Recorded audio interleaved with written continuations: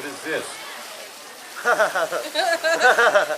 I'll wait a minute or two here, if you don't mind. While we're waiting, some of you may be wondering who is this gentleman on my right. He is my right-hand man.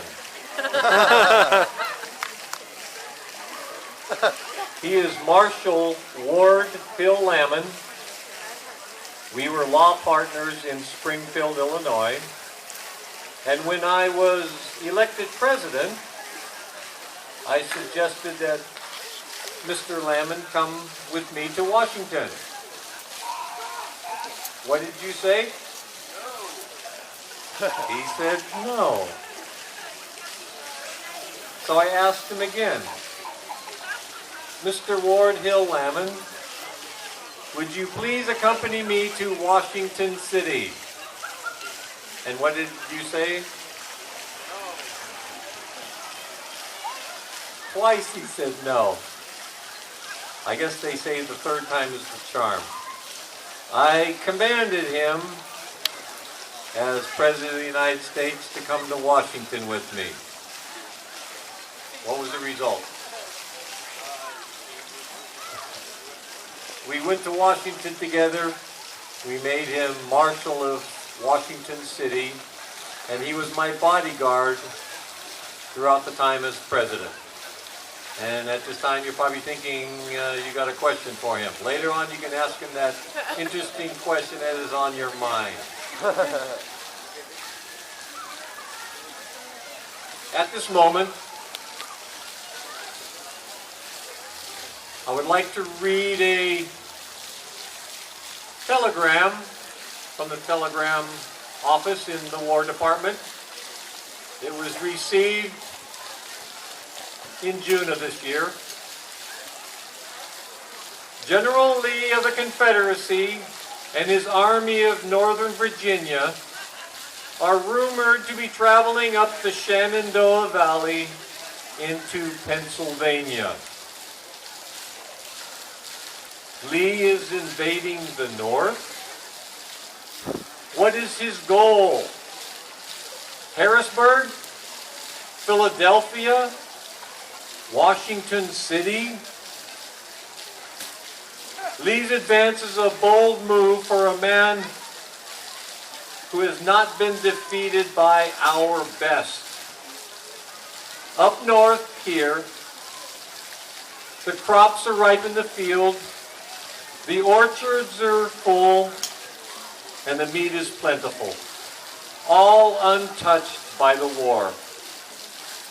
Because most battles were below Washington, the North has been spared the utter devastation experienced by pretty much every state in the rebellious Confederacy. Now this may change. The public is in a panic, but I am elated, jubilant.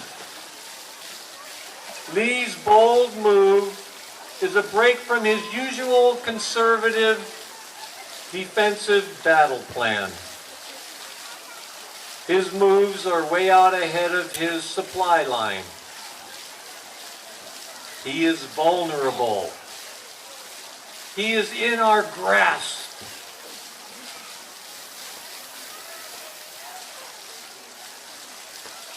On this ground in early July of this year, 1863, history was made. Men gave their lives for what they believed. With raised arms, cheers were lifted up, along with prayers. You see, both sides read the Bible, pray to the same God, but the prayers of both could not be answered. And for now, the cannons are silent. The muskets have all been stacked aside. There's a solemn presence blanketing these few acres here like an early morning fog. The earth beneath our feet is quietly shouting Here lies a soldier, a comrade, a hero. Here lies a father, a brother, a son. We are assembled here today to honor those who fought and died on these surrounding battlefields. I have been asked as Chief Executive of the nation to formally set apart these grounds to their sacred use by a few appropriate remarks. Can this be accomplished? Standing here before you, many thoughts travel through my mind. And gazing out over the rolling hills, the gentle valleys, the grasses blowing in the breeze, I can see the markers, the mounds of earth, the wooden boxes. Can there be an explanation for such a scene? Can there be comfort for all the sorrow? Can there be an answer to the many questions? What do you tell a mother to ease the pain of her son not coming home? What words do you use for a wife whose husband won't be returning to her? How do you explain to a young child that her father won't be there to see her grow? How do you relate that it was for the right reason? That it was for freedom? That it was to preserve the Union? What words do you utter? What letters do you write?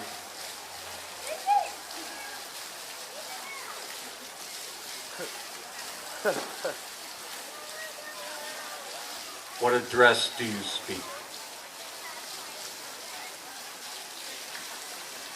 77 years ago, our fathers brought forth on this continent a new nation, conceived in liberty and dedicated to the proposition that all men are created equal. Now we are engaged in a great civil war, testing whether that nation or any nation so conceived and so dedicated can long endure. We're met on a great battlefield of that war. We have come to dedicate a portion of that field as a final resting place for those who here gave their lives that that nation might live. It is altogether fitting and proper that we should do this. But in a larger sense, we cannot dedicate, we cannot consecrate, we cannot hallow this ground. The brave men living and dead who struggled here have consecrated it far above our poor power to add or detract. The world will little note nor long remember what we say here, but it can never forget what they did here. It is for us, the living rather, to be dedicated here to the unfinished work which they who fought here have thus far so nobly advanced. It is rather for us to be here, dedicated to the great task remaining before us, that from these honored dead we take increased devotion to that cause for which they gave the last full measure of devotion.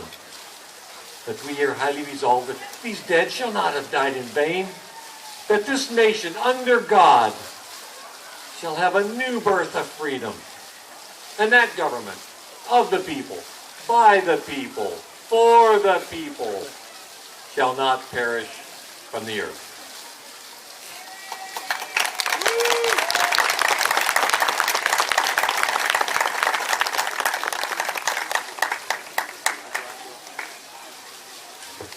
Thank you, Mr. President.